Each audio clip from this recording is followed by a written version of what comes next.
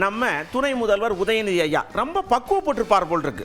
அதாவதுங்க, இந்த சமுதாயத்தில் ஏற்றத்தாழ்வே இருக்கக்கூடாதுங்கிற மாதிரி தான் நான் பேசினேன். ஆனால் அதுக்காக என் மேலே கேச போடுற அது இதுன்னு என்ன வேணாலும் சொல்லிக்கிட்டு இருக்காங்க.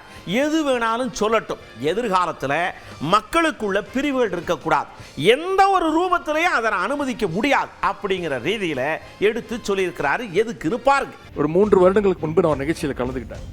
அந்த நிகழ்ச்சியில் நான் பேசினது, பிறப்பால யாரும் உயர்ந்தவர் தாழ்ந்தவர் கிடையாது, பிறப்பால ஏற்றத்தாழ்வு கிடையாது, அப்படி ஒன்று இருந்துச்சுன்னா அதை ஒழிச்சு கட்டணும் அப்படின்னு பேசினேன்.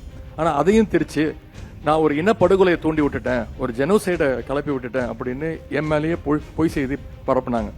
என்னுடைய பேச்சை திரிச்சு நான் சொல்லாத விஷயத்த சொன்னேன்னு ஒரு கும்பல் நாடு முழுக்க அந்த வதந்தியை பரப்புச்சு. அதுக்காக என்னுடைய தலையை சீவி கொண்டு வந்தா ஒரு சாமியார் 10 லட்சம் தரேன் அப்படின்னாரு. இன்னொரு சாமியார் அதுக்கு போட்டி போட்டுட்டு உதயநிதி தலையை சீவி கொண்டு வந்தா நான் 10 லட்சம் இல்லை 1 கோடி தரேன் அப்படின்னு என்னுடைய தலைக்கு விலை பேசினாங்க. உடனே மன்னிப்பு கேட்க சொன்னாங்க.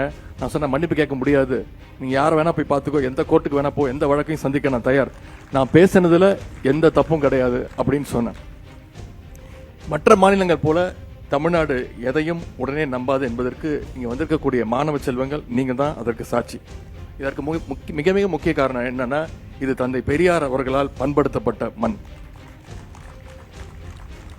தந்தை பெரியார் அவர்கள் என்ன சொல்லிட்டு போயிருக்காரு, அவர் என்ன சொன்னாரு, ஒரு விஷயத்தை யார் சொன்னாலும், ஏன் அதை நானே சொன்னாலும் அதை நீ நம்பாதன்னு சொன்ன ஒரே தலைவர் தந்தை பெரியார் அவர்கள் தான்.